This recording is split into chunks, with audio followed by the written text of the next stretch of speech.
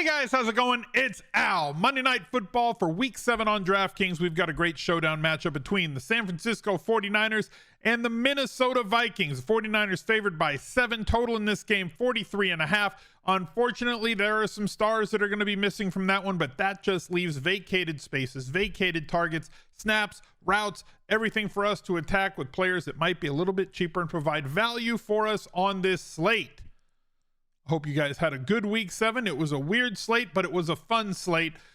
I'm going to have the recap video for you. I'll talk to you about that after the bump music, but thank you guys for being here. Drop a like on the video, subscribe to the channel, ring the notifications bell, leave me a reply down below, click all the things, and let's go. He's a legend. If you have not subscribed already, or you do not subscribe to the Al Smizzle Fantasy Football channel, go to smizzle.tv/FF, or just, search in the little search bar up on YouTube right up above.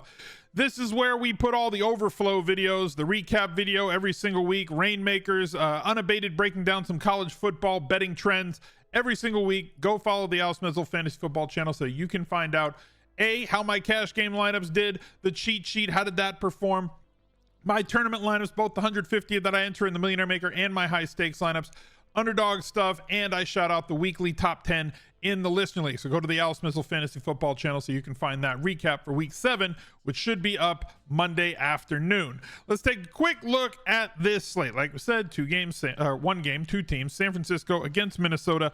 The injuries that we have to be aware of: Deebo Samuel apparently broke his shoulder and he's going to be out for this game. They didn't know.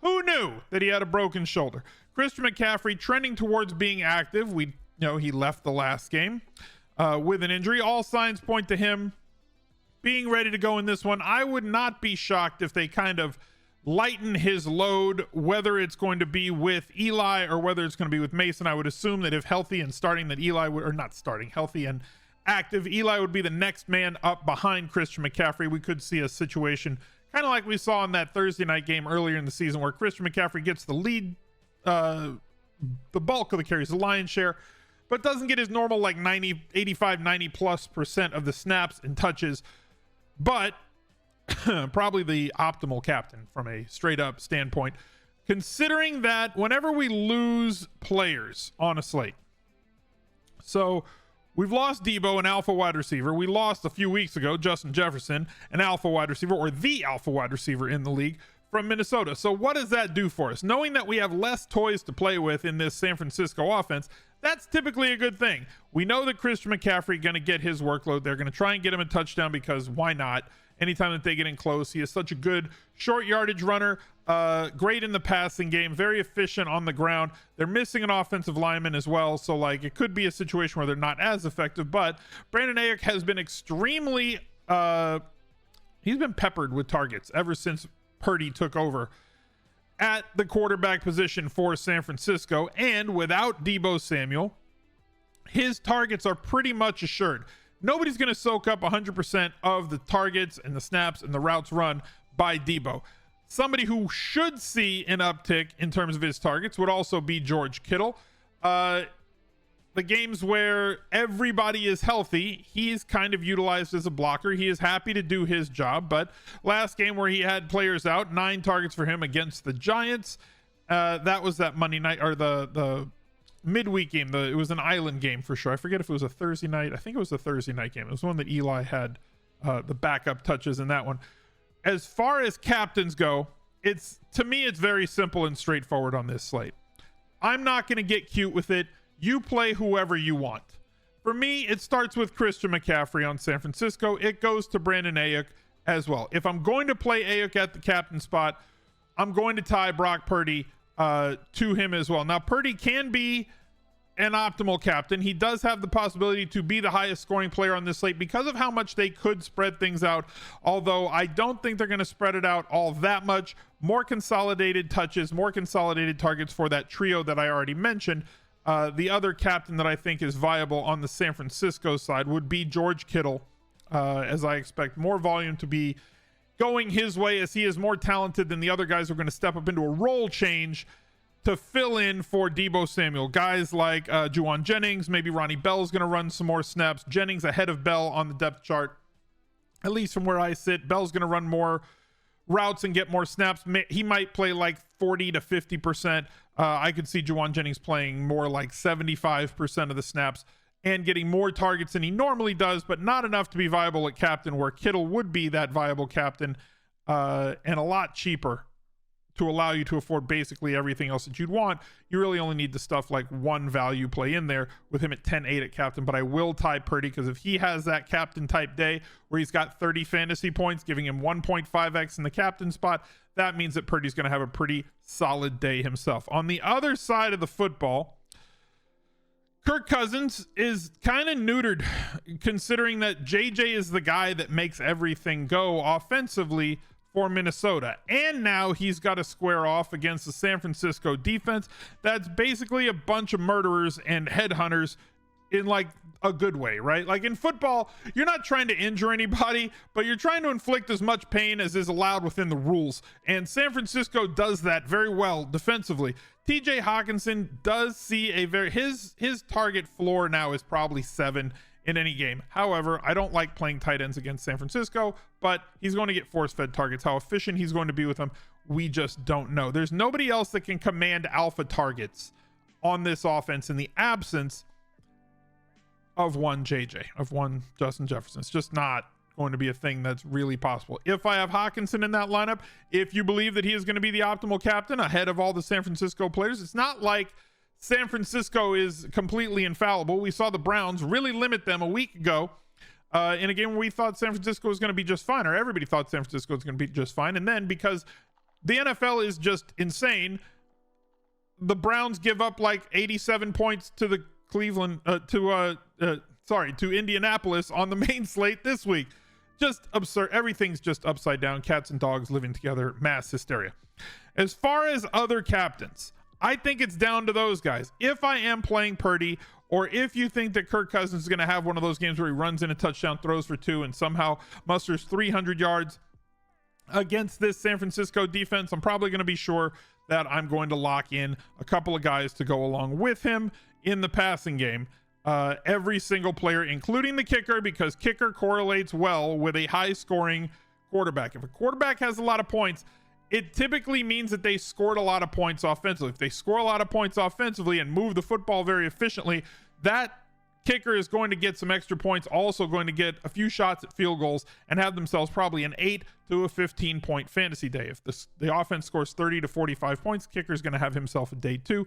Correlates very well with the quarterback when you isolate them for captain type scoring. Same thing goes on the other side of the ball. If I'm going to force Purdy into the captain spot, I'm going to do the same thing and force all of the pass catchers, because McCaffrey does project to get over 15% of the target market share, especially because Deebo Samuel is out. I'm going to include him in that group. Usually I don't include the running backs, but I will allow them to be in the lineup, but I'm not going to force them into the lineup. Not going to include Mason, not going to include Mitchell. Moody definitely. Talked about Juwan Jennings being the other guy. Ray McCloud returning kicks. Like, if you wanted to get really spicy with Ray McCloud in the flex, you could correlate him with the 49ers defense, because if he does return a kick, you get the double dip there. You get the points for him scoring the touchdown, and you get the points for the 49ers, and every single point matters when it comes to showdown slates. And as we said, there's not a lot of routes, there's not a lot of snaps, but in this game against the Giants, Ronnie Bell did play. He was like 200, right? He was bare minimum salary. He's up to 1,000 on this slate for this showdown. Probably going to run about 40 to 50% of the snaps with the injury to Deebo Samuel. Let's go over to Underdog Fantasy and let's build us a little card here, because it's fun and why not? So we've got Kittle, 4 receptions. I'm going to have over 46.5 receiving yards for George Kittle. Let's say that they're going to go, let's go to the other side. Who can we play on the other side? Got to have somebody from both teams, right? Oh, there we go. An interception. Give me 1 interception or more for Kirk Cousins, and we're all good. $50, 2 to win 3x to win 150. And if you do not have an account over at Underdog Fantasy, why not? Use code ALSMIZZLE. That's ALSMIZZLE, all one word, and you can get up to a $500 deposit bonus on your first time deposit to the site. So if you're new, you want to get a little extra KESF in your account, it's not a hard thing to do. use that code, get that free money, and enjoy. Let's take a look. No, I don't want to leave the site, DraftKings. Why would I want to leave the site in the middle of a video? All right. A couple of players that I think might be lower played. I've mentioned them already. Usually we find somebody here in the mid-range, although in this mid-range tonight, we've got Juwan Jennings, and I don't think that he is going to be super low owned because Debo out opens him up. If this was a situation where Debo was in, we know he's getting enough volume to make a splash. We can get a random touchdown. He has been a downfield threat for them. 17-yard long, 19-yard long, 24 and 31-yard long on some usage, playing over 50% of the snaps with Debo in the lineup. Now without him, I think there's a possibility he's probably going to be over 25% tomorrow. Likely possibility he's going to be over 25% tomorrow, but not like too much. He's not going to be a 60% owned guy, so I'm going to keep him in this group to start. I'm not using him in the captain. If you want to do that, if you want to get really frisky, you go ahead. That's not how I play, but I will overweight him in the flex spot.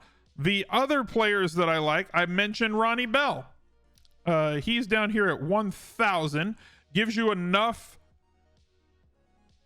salary flexibility, right? He played 31 of 83 snaps against the Giants the last time that he was pressed into action due to an injury, caught a touchdown in that game, and our Discord went absolutely nuts. If you have not joined our Discord, we have VIP channels for channel members, smizzle.tv/join. It's $5 a month, and you go to smizzle.tv/discord. All those links are in the link tree, and you can join and become a part of our community that is over 10,000 strong now in Discord. You'll always have somebody to talk about showdown football, main slate football, NBA, MLB, NHL, everything. Great community of folks, and we've had this Discord for like 7 years now. The last player that I think could make an impact on Showdown, and it ain't pretty. It's just not. It's not at all pretty. But Kyle Juszczyk, bear with me here. We're looking for ultimate salary relief. We're looking for a player who's utilized within the offense, who's on the field, plays snaps, has touchdown upside, right? He can score a touchdown on short yardage. He has ability in the passing game, and with them being down one pass catcher, 600 is more than a fair price to go and attack Kyle Juszczyk for one of your under or low played players. Let's go over to Fantasy Labs, and I'm going to show you how I integrate players like that. Here's the rules that I use. I've talked you through them so far if you are going to use a lineup builder. And if you do not have an account at Fantasy Labs, you want a discounted option for it or a football only option, go to smizzle.tv/labs with an uppercase L, and you'll see all the discounted memberships. The best bargain, the best value, I guess, not a bargain because it's expensive, is the all sports package for 6 months where you get NFL, college football, NBA, NHL, golf, MMA, everything with great projections in this great lineup builder that they have. I've got these rules. Pair my captain quarterback with at least 2 of his pass catchers or kicker. Captain quarterback with at least 1 of the skill position players from the opponent. Pair a wide receiver or a tight end with their quarterback if they're at captain, because if they have that sort of night, the captain at captain, the quarterback's also going to have a good night. And I limit to at most 1 defense or kicker from the same game. If you want to push it to 2, you go right ahead. I'm just showing you kind of how I do it, and I don't play kickers and defense in the captain spot. If you want to do that, you go right ahead. It has hit. It will hit every once in a while. It's just overplayed, and it's very hard to get there when it gets there. It's a when you win, what exactly do you win sort of a situation. And to find out or to make sure that you're going to get one of these players that is going to be projected for a lower percentage, we're going to force at least 1 running back or wide receiver where their projected ownership is less than 25% here under the custom tab. Let's apply those settings. Let's generate 150 lineups and just realize that it's not going to be as easy as clicking that green generate button and printing money. You're going to have to make sure that you have fixed your allocations, your combinations, and your lineups the way that you want them to be, because it does take work. Even though you're using the lineup builder to increase your efficiency, you do want to go through and make sure and manicure these lineups that they are the combinations that you're most looking for, because nobody wants to hold hands with 200 people at the end of a showdown. There's going to be a lot of splits. Let's try and make sure that when we win, we split with 10 or less people. I wish you the best of luck. Look out for another video. right there. He's a legend.